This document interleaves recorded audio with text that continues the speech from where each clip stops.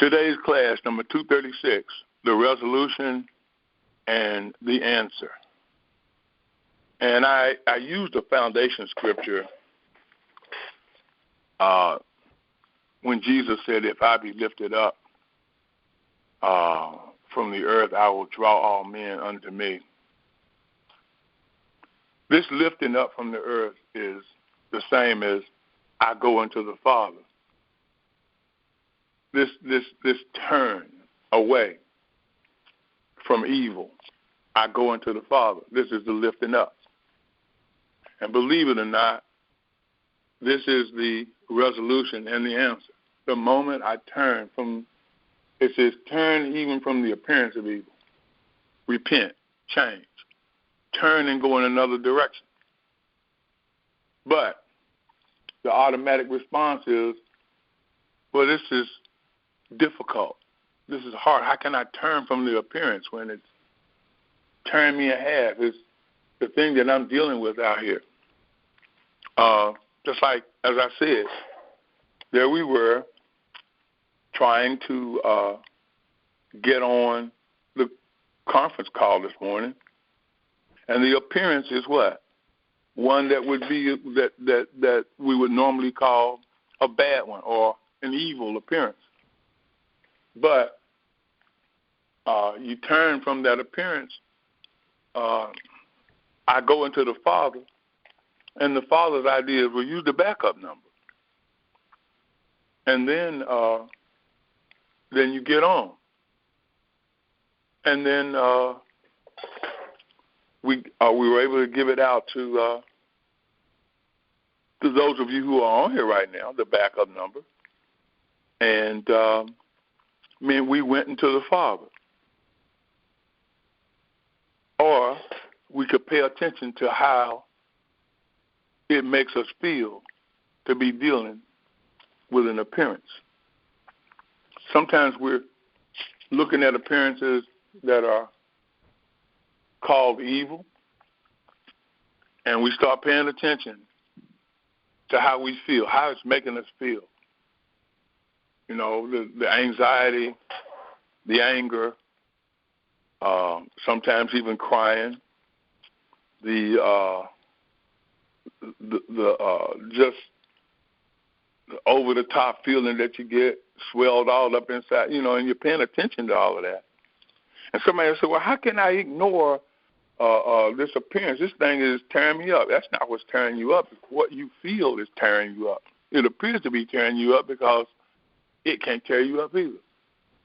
However, you are to ignore how you feel. Well, how will I ignore how I feel?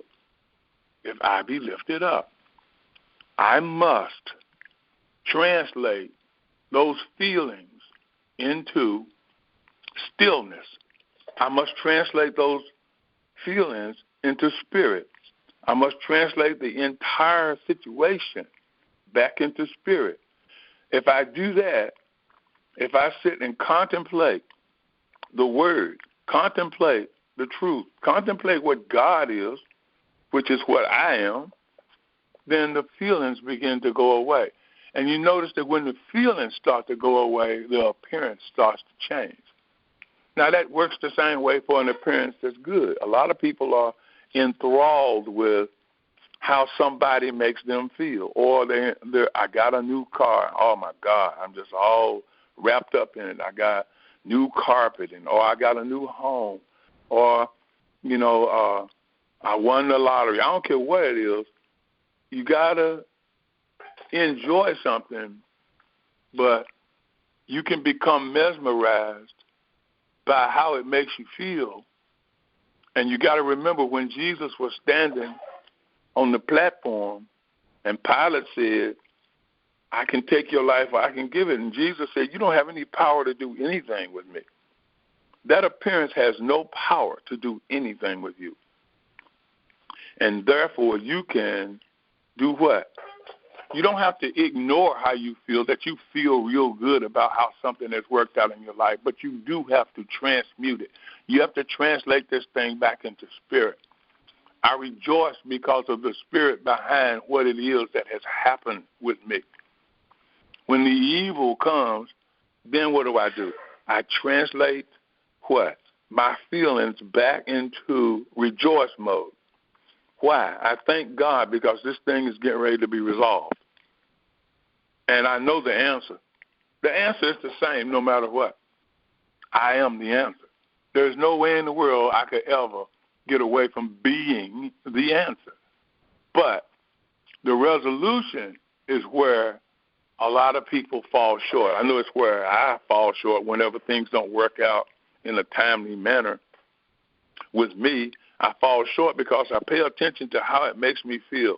You know, you go through all of this, oh, man, not again. Here's something else is. And then you start talking your way into what David said, if I make my bed in hell, thou art there.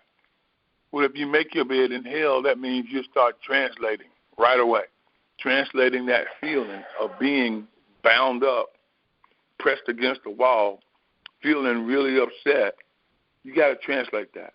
That's what you ignore. You cannot ignore that your car won't start. You can't just ignore that, especially if you got to be somewhere at a timely manner. However, you can ignore how it makes you feel. You can stand still and see the resolution of the Lord. Now, I want to give a couple of stories here of people who were able to turn away from their feelings and move into the spirit of the resolution and the answer. And the first person I want to use is Elijah. When Elijah had left from out there in the wilderness about a mountain where he was, and he was on his way back, he ran into the widow at Zarephath. Now, this widow had a little bit of oil and some meal, and she was going to make some little bread cakes. She had them cooking on the stone or something like that. She's going to make those little cakes. She and her son were going to eat them because of the dire situation that they were in. And Elijah said they were going to die. And Elijah said, make me one first. And so the woman was like, didn't you hear me? I told you this is all I got. Me and my son going to eat this, and then we're going to die. He was like, make me one first. And so she turned and made him one first. Now let's look at where she turned from. She was able to turn from the appearance of the dire straight situation that she was in, and she was able to turn away from her feelings about it. And when she turned away from that, she went where? Unto Elijah to give him one first. Elijah, at this particular point, as far as I'm concerned, represents the higher consciousness that was living within her, because he didn't have to show up where she was. Elijah wasn't concerned about not having food. Your consciousness, which is God, is not ever concerned about supply running out. Your consciousness is God. That's who you are. That is your I am.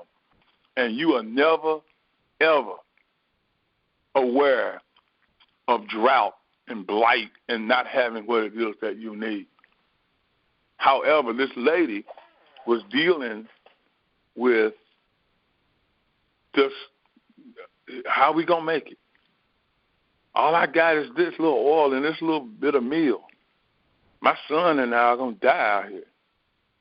When she's going through all those feelings, here comes a man who says, turn from that. This is her consciousness. Because everything that you see out here is an appearance. And it's an appearance of good or it's an appearance of evil. And it is not the reality that we're looking for. The reality is your consciousness, which knows the truth, which is free of judging by appearances. So she lifts up this apparent evil. If I be lifted up, she lifts up the appearance. She lifts it up by way of turning away from the way she feels. You got to go against your feelings in faith. And she turns to divine consciousness, which is Elijah. And when she gives him that one, she gives it to him first. The meal doesn't run out. The cakes don't run out. And they live through the drought. Here's another story just like it. This is a protege of Elijah called Elisha. And Elisha comes to town, and there's a widow, and she's about to lose her home, her sons to the king. She's about to lose everything. And she was, in dire straits. Her husband was dead. She had no kind of way to make it. And Elisha looks at her and says, "What do you have in the house?" She said, "All I got is a cruse of oil and this meal."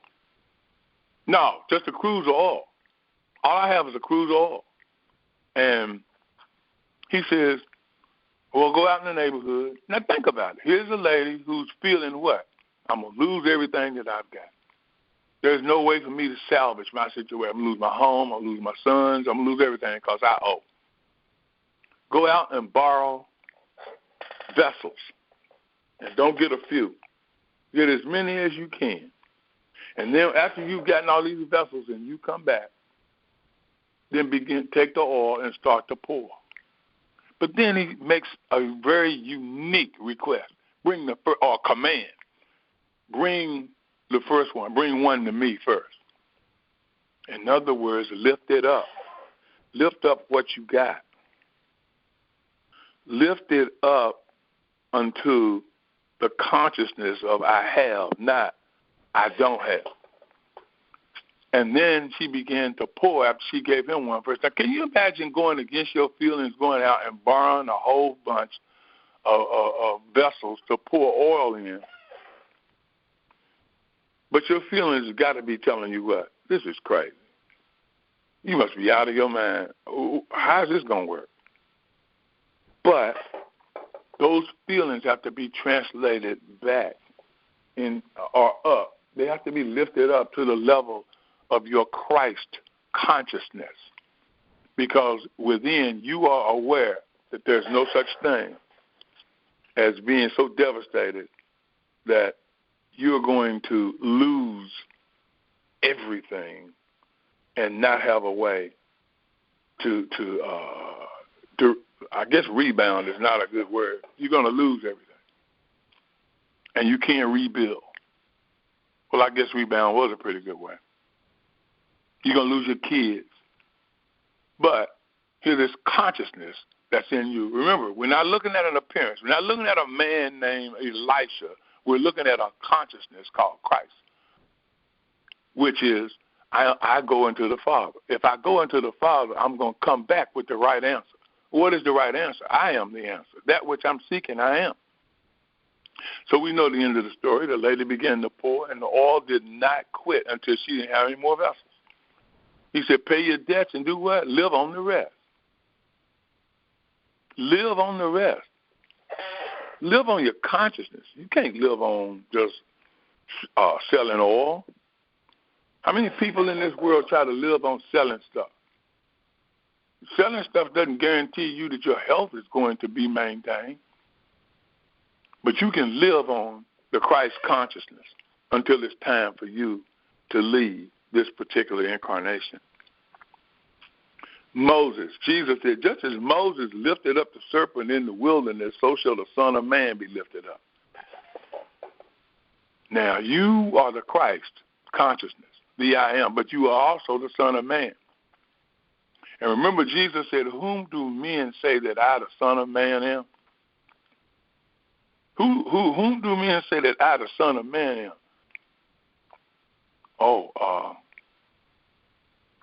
You got to lift him up. That's what Peter was able to do. He was able to go into his consciousness, the Christ consciousness. Thou art the Christ, the Son of the living God. The others were what? Well, some say that you one of the prophets.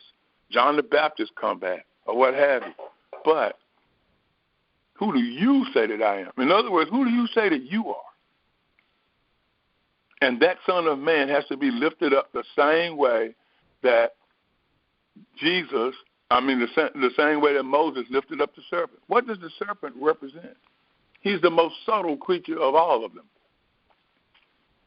So he represents something, as far as we are concerned, that is not good. You would not go out of here and just pick up a serpent. You wouldn't go hang with serpents, scorpions, and that. You wouldn't do that. So this thing, Moses did what? Put it on the cross and lifted it up to the level of Christ. Everything that you are doing when you lift it up, it is crucified, and you resurrect it into that which is the reality that God is. You take the Son of Man and you lift him up. Lift yourself as you know yourself to be, the human side, the Son of Man, and lift it up to the level of the Christ, of your Christhood. You have crucified the flesh with the affections and the lust, and you have resurrected the living Christ, God walking in the earth eternally, forever. I am the consciousness of being. Well, what does that mean?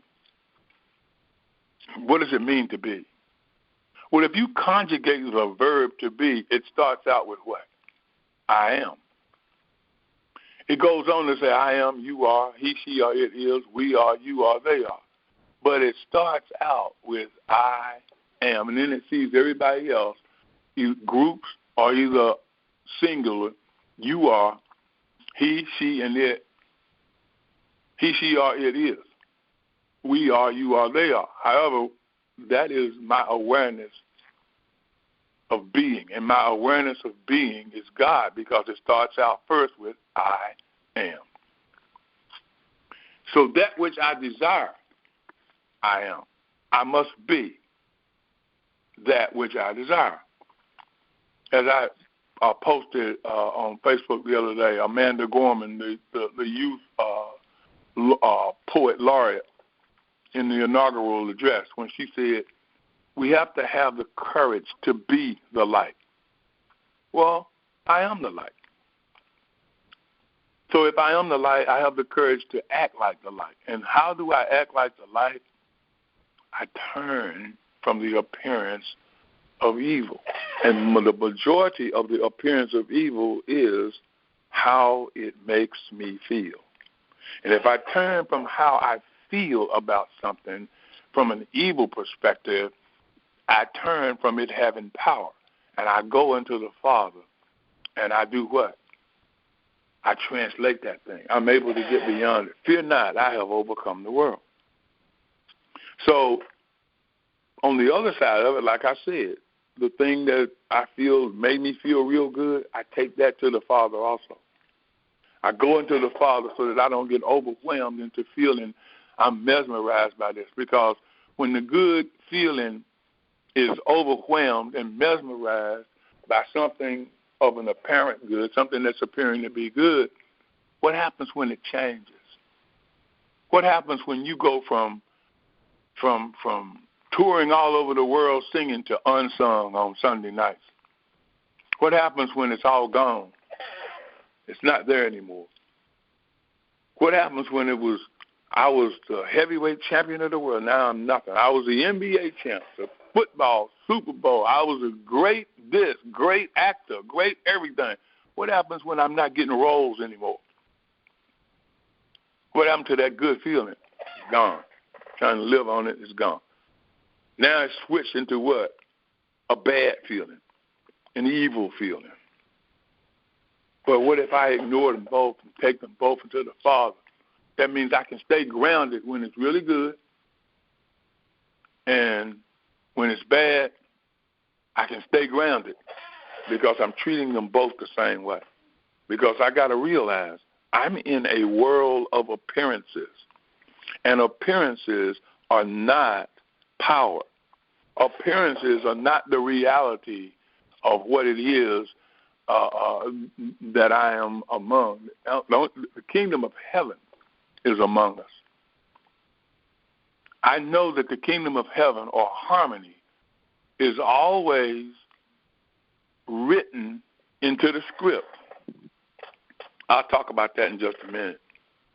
But whatever I desire, I already embody within me as an idea. And as the consciousness, I am the cooker. I am the potter. And I am the clay. I am, as a potter, mold the clay. This Son of Man dude, I mold him into what it is that I want him to be, because I am in touch with universal spiritual intelligence and wisdom, and I am one with that, which is called Father, which is also the potter, and I mold this into the idea, I mold the idea into the image that I want the Son of Man to bear, to walk in. I bring ideas into form. Now, these forms must be translated back into spirit. The moment I bring the form out here, I have to constantly know that it is spirit. And it will last as long as it is necessary, or as long as it is needed. When it's not needed anymore, then it will go back to wherever it was, or it will just be dormant. It will have served its usefulness. I go into the Father. I raise myself to that which I am, me. My awareness that I am is God. I am the Father. I am the one. I am the Lord. Jeremiah said that. I change not. Isaiah said, I am he. Except you believe that I am he, you die in your sins. There was no God separate and apart from Jeremiah and Isaiah saying, say this, say that. I'm saying this through you. These guys had risen to the level of the Father consciousness, which I am, and they were saying that about themselves. I always have to lift myself to the I am awareness, my God self. Because if I be lifted up, I draw all of the manifestations unto me. Lifting up means I recognize. I recognize. I don't have to fight in this. I am the answer already. I resolve this by translating it back into its original ideal self. If it's evil, it did not have an original self. I heard Neville say one day that if a man has an idea to kill somebody, is that God making that, since God made all things? And then he resolved it with, no man, the image and likeness of God, has within him the idea to kill somebody. What he does have is the idea to be free of whatever about this person oppressed him, whatever about this person hurt his feelings, accused him of something, tried to put him in some form of bondage. That's what this man's idea is. That's what he's dreaming of, being free of oppression. However, if he cannot take that evil feeling that he has and translate it back into the I am awareness consciousness, he might end up killing the person. And then once he kills the person, he still hasn't killed anything. What he's done is he's wiped out an image that he thought would make him free, but he's brought karma on himself because he's going to suffer from the act that he took. But by the same token, if he translates that evil feeling of wanting to kill somebody, those thoughts, if he translates those back into I am the Christ, if he lifts that up, then he's throwing his seed out on the waters. He's casting his bread on the waters, and after many days you're going to find it, because the good that he put out there is going to come back. What is the good? I want to be free. I am the truth. I know the truth, and I am free. And if I put freedom out on the waters, freedom comes back to me. So how do I draw these manifestations? I begin by contemplating I am. I begin by contemplating, as I said, we conjugated the verb to be. I'm just being. I am. I don't change. I am the Lord. I am the law, and I can't change. 12 can't change. 2 can't change. I give myself. I put myself out on the water. I go in, watch this now, and shut the door to my former concept of myself. The self that appears to have needs. The self that appears to feel bad when it's going bad and to feel up when it's going good. I shut the door to that. I go in and shut the door to where the man says, my daughter was sick and don't trouble him no more. She's dead. I shut the door to that. She sleeps. She sleeps. That's a very high level of confidence and assurance. But look how long Jesus had been contemplating the Christ of himself and the Christ of this little girl. And he says, damsel, arise. And she wakes up and she's healed, whole. She was always healed, but he was able to recognize it. But just because we can't raise somebody from the dead right away doesn't mean we can't start with, oh, wow, my whatever, you name it, has gone bad, is on well, let's say on the blink. This thing is questionable. You can start by translating that thing back into, lift it up. I am the answer to this. And by being the answer, I'm cognizant that I am God. I might be God on a very small level right now, but that's okay. I'll, as Les Brown said, y'all might be, these guys are holding them down. He says, y'all might be holding me down, but I'm standing up on the inside. That's the whole key. And the more you can expand, you keep closing the door to error. You keep shutting the door. You keep going. Every time you go into the Father and you ignore your feelings about how you feel about something, you are shutting the door to the error. And you are shutting the door. Oh, well, then you're shutting the door to feeling real good and thinking that good that you feel is power about something that has come into your life. You're shutting the door to that. It's all right to feel it, to enjoy it. But after you feel it and enjoy it, don't think that that is the power that's causing you to be successful. You already are successful. Everything that you ought to do in life is done. Creation is finished, complete. And now you are serving your purpose by being the consciousness that brings about all of the manifestations. I draw the manifestation unto me. I am the vine, and you are the branches. Guess what the branches are? The branches are those things that you keep alive with your attention. The more you pay attention to the branches that are bearing fruit, you keep them alive. But if you pay attention to the way you feel, and those energies are running rampant on the inside, and you keep paying attention, you're keeping that alive.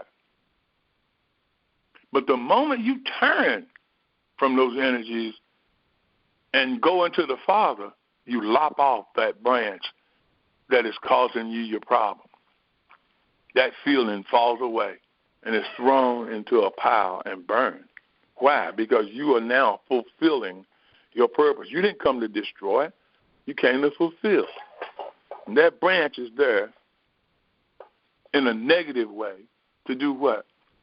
Jesus said it like this: this sickness is not unto death, but that the works of the Father will be made manifest. Or he said, this man, he's blind, but that's okay. The works of God are to be made manifest. But the only way for the works of God to be made manifest is to turn and go unto the Father. And as I turn and lift it up and go into the Father, then I am beyond the problem. I've ignored the feelings. So let me ask you this today. What's the problem in your experience? And what is that needs fixing? Who do you need to know? You need to know somebody. Who is it who needs healing?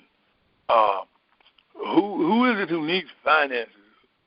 Who needs to quit failing, be able to turn it around? It's our job. If these people come in range of our consciousness, it's our job to lift these situations up, as Moses lifted up the serpent, because we are consciousness. We are the I am, and we draw the manifestations, those things that people appear to need. Can you turn away from a sick man? No, you can turn away from how you feel about a sick person, and that person is going to start to get better, or he'll get better immediately. You are the answer. The awareness that you are, or the awareness that I am, is God. We are lifting up these sons of men. Bring them to me first. If this person is having a hard way, take him and bring him unto me, to the I am.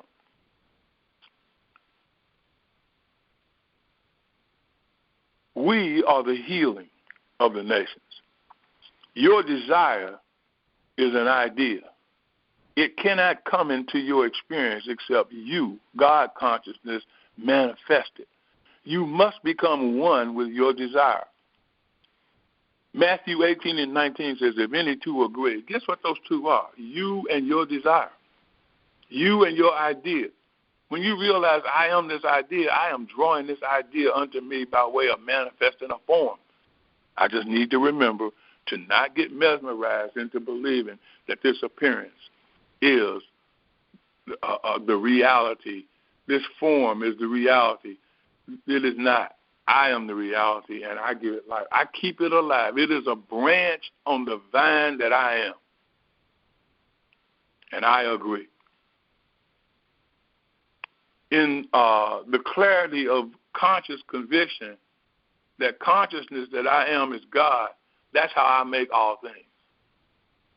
I lift it to that level of consciousness. I draw the manifestations unto me. I am the Father. My Son is my desire manifested. Want me to say that again? I am the Father, and my Son is my desire. When you guys get a chance, read Isaiah 54, where it talks about more of the children of she who was barren than the one who was loved of her husband. That's saying the same thing. Love to the husband means I believe that the power is in the ability to create by way of sexual intercourse. I believe that the power is in I have to be married to someone, and then that way we have children. But the barren woman is the one who is what? Has not been taking the idea to the consciousness that I am. Once I realize that, look how many children I'm going to have. Every idea is a made thing, already embodied within. And these children are going to be born. And let me say this again. This child, which appears to be, I want to hurt somebody, an idea that I want to steal, I want to break a commandment, I don't want to love, these ideas are not it at all. These ideas really are, I want to be free of who hurt me. I want to be free of who hates me. I want to be, you get the point. I don't want to hurt anybody. I want to be free of that. However, if I do not translate that feeling and hold it up, lift it up as the Son of Man was lifted up, then I am apt to go out and do something stupid. I am the resolution. That's the resolution part is lifting up the idea, lifting up the dream, lifting up the desire. Lift that thing up. Lifting up my feelings about how I feel about something. Lifting up the negative as well as the positive and bringing them to the one that I am, because I am the answer. This is the resolution, and this is the answer. Let me close like this. God, the very first thing that God met with in Genesis 1 was what? Chaos. Darkness was on the face of the deep. And God, within himself, said what? Let there be light. God did not take up eerie feelings about darkness being on the face of the deep. God was able to realize, I am that which I seek. I make all things. And this same consciousness is in us. When God looked at the darkness and said, let there be light, he just kept on. And he moved all the way into when he said, let us make man. And then he rested. We have to understand that every day when we step out, as Jesus said, sufficient unto the day is the evil thereof. You're going to look at appearances all day long. The job is to not judge them. They're there. There's nothing you can do about it. But they're there so that the works of God will be made manifest. I'm thinking that other than myself, I know Carolyn will appreciate this statement that I'm going to make right now. You see, it's as if we're living in a play or a movie, and somebody has already written the script, and we are the main actor in this movie, in this play. And this script has already been written.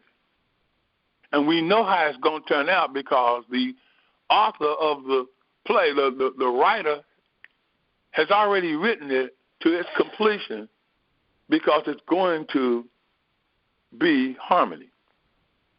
Because when God writes a story, he writes it all the way to the end, and it's perfect, and we rest.